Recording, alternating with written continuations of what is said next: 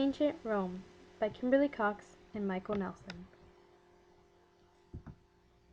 The Etruscan civilization, located between the Tiber and Arno rivers, made for good agriculture and trade. They were a Greek-based society by their alphabet and their language.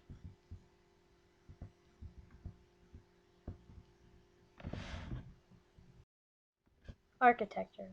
Their temples resembled Greek temples, with a rectangular plan, raised podium, and their peaked roofs.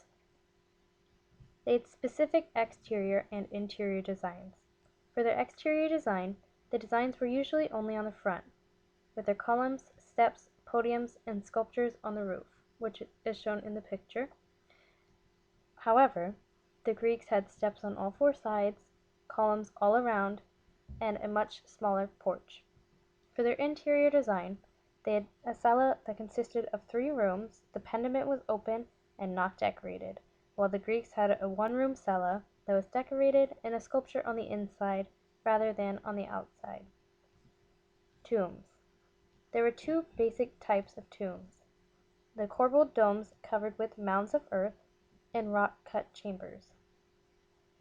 It is believed that they believed in an afterlife because of the detail in their tombs and the rich items, such as weapons, goldwork, and vases.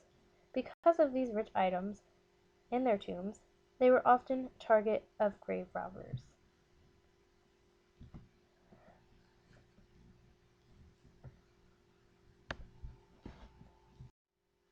Sculpture. The Etruscans were amazing with metal. Their homeland was rich in copper and iron, which provided them with plenty of raw materials. Because of these raw materials, they were able to produce many bronze statuettes and utensils, which they were able to export. The most famous bronze sculpture was Capitoline She-Wolf of 500 BCE, which is shown in the picture. It was very detailed and a symbol of Rome. Later, during the Renaissance, the 2 suckling babies Romulus and Remus were added.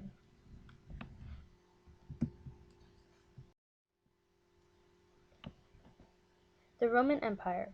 It began with Romulus, and it established differences between patricians and plebeians. The Republic ended by the assassination of Julius Caesar on the Ides of March, or March 15th.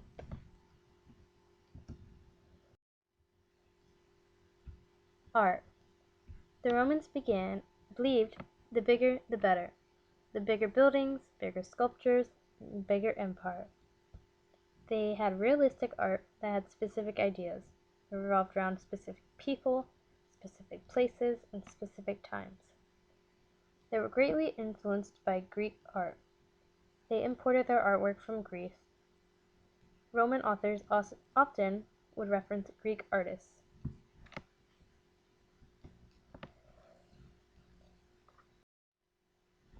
Architecture. They adopted Greek orders such as Doric, which was no base, plain, yet powerful; Ionic, which was taller, with flutes, which were straight lines going up and down the columns, and they were decorative; Corinthian, which was flat roofs, and it was the most decorative of the 3. And of these 3, the Romans used the Corinthian the most and Doric the least. They often used engaged columns, which were columns that were attached to the wall on both the inside and the outside of the buildings. They helped develop the potential of concrete.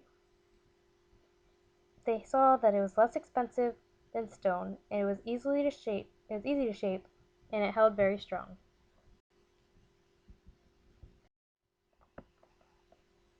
Literature. Their literature was influenced by Greek literature, much like everything else in ancient Rome. The Romans are credited for satire invention, being the use of humor, irony, and exaggeration. Catullus, he wrote about love poems, and he had about 25 poems about his love affair with his mistress. He wrote other styles also, like when he was grieving the death of his brother. Palladius and Terence. They wrote drama. Palladius wrote more so about slavery, while Terence wrote about women. The Roman Empire. By 180 CE, the Roman Empire included the whole of Italy and all of the lands around the Mediterranean, as shown in the picture. It was started by Octavian, or otherwise known as Augustus, who was the great-nephew of Julius Caesar.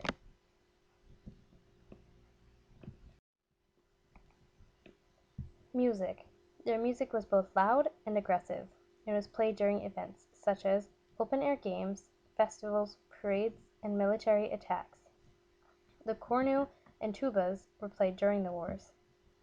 They are both brass instruments, and they were used to communicate field orders and announce important visitors.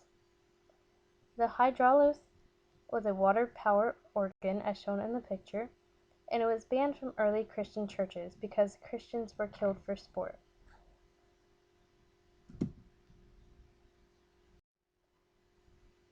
Architecture. The Roman Forum was a public area where meetings were held, justice was administered, and markets were located, which is shown in the bottom right picture. The Colosseum. It was an amphitheater that seats over 50,000 people. It was freestanding because of the concrete and arch element. The arches made for entering and exiting, and from all different directions because it was all around the building, which is in the top right corner. And then the Pantheon, which was dedicated to all gods.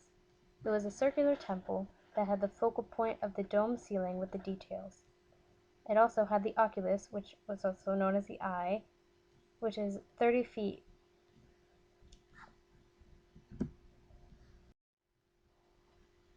Sculpture. Style changed with Augustus in power. It became Greek idolism combined with Roman realism. Most of the sculptures during this time were made with marble. Augustus of Primaporta. It depicts Augustus as heroic, aloof, self-contained, and a leader. His hand up can tell us that he was probably giving orders to his troops. The Column of Trajan.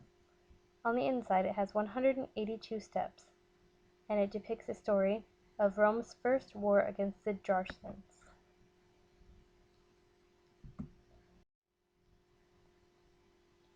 Sculpture continued. Equestrian statue of Marcus Aurelius.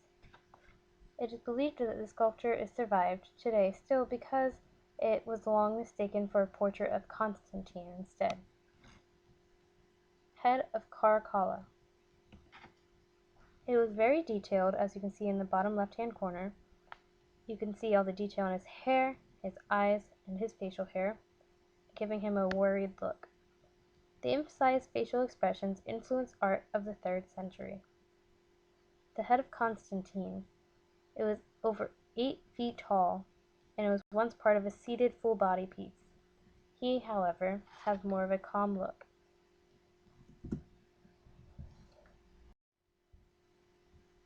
Painting. They often did murals, which are paintings on the wall. They had 4 different styles of painting. The first one was to imitate marble slab, such as the Casa di Salas, which is pictured, where they just have basic stone block patterns. The second one was painting architecture. They used the painting of buildings to create the illusion of space in a room. The third one is walls.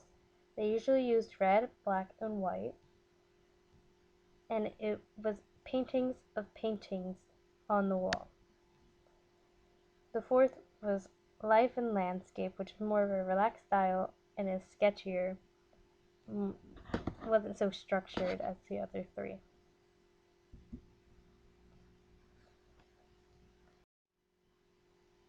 Philosophy. The Romans used Stoicism, which explained everyday life and offered ways to handle life's misfortunes. It was a male-based study, began in the 200 BC. Women were not allowed to study. Lucretius was the first Roman man to study. He had to translate and explain to all those other men who did not read Greek.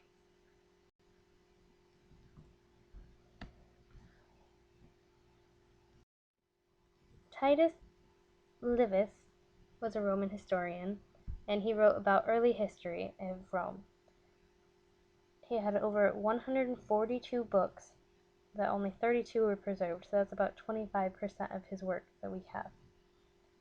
He wanted people to be aware of their past. Gaius Cornelius Tacitus was a history writer, but he did more from his time. He covered the events from his time, which was like 69 to 96 CE, and only about 1/3 of his work is survived.